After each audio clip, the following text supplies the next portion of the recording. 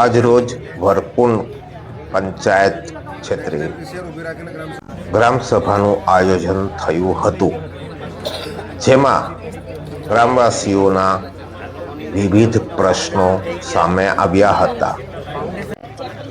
Light, road, પાણી જેવી ઘણી બધી સમસ્યાઓ સામે આવી હતી, જેને બીડીઓ મિહિર જોશીએ ગ્રામજનોને સંતોષકારક જવાબ આપીને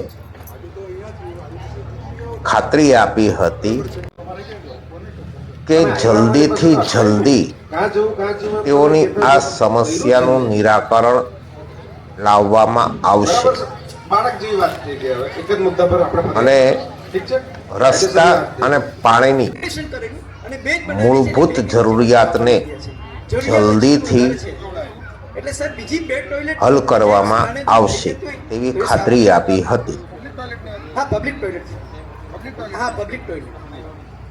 બીજી વાત સર, અમારા કુંભારપડિયામાં એક શમશાનપુર જવાનો નદી કિનારો રસ્તો છે, ઘણા વર્ષનો બનેલો છે, એ હવે ખરાબ થઈ ગયેલો છે. બસ અને મારા ઘરે કે ને મહિનામાં એક વખત ત્યારે પાણી આવ્યું છે, એક જ દિવસ.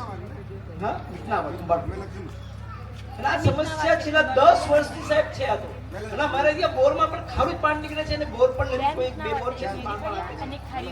મીટર એક એક ઘર અલગ અલગ છે. મોટો ભાઈ કે નાના ભાઈને લાઈટ નથી આપતા, તો મીટર અલગ અલગ બને આપે બધા. બીજું સમસ્યા અમારા ગામની વરકુંડની સ્કૂલના છોકરાઓ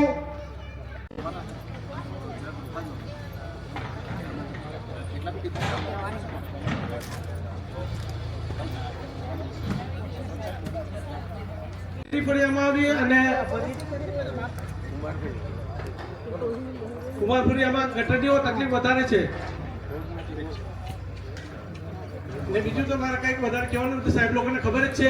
પણ જે વર્કુંડનું ગ્રામ પંચાયતની ગ્રામ સભા સબકી યોજના સબકા વિકાસ ગ્રામ પંચાયત ડેવલપમેન્ટ પ્લાન 2026-27 નો એક્શન પ્લાન મંજૂર કરવા માટે ખાસ ગ્રામ સભાનું આયોજન કરવામાં આવ્યું હતું, જેમાં અતિથિ તરીકે ઉપસ્થિત રહેલા દમણ જિલ્લા પંચાયતના પ્રમુખ શ્રી ધરમભાઈ પટેલ, બીડીઓ સાહેબ મિહિરભાઈ જોશી, વરકુંડ ગ્રામ પંચાયતના ડિસ્ટ્રિક્ટ પંચાયતના મેમ્બર સુનીતાબેન હળપતિ એવં મારા ગ્રામ પંચાયતના ચૂંટાયેલા દરેક સભ્ય, મારા ગ્રામજનો મોટી સંખ્યામાં હાજર રહી અહીં ગ્રામના વિકાસના કાર્ય માટે નવી સૂચનાઓ અને દિશા પ્રાપ્ત કરી લોકોના સવાલના જવાબ પણ અમારા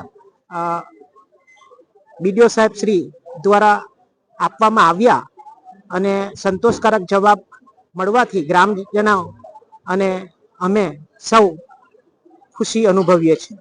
ધન્યવાદ. જય હિન્દ, જય ભારત.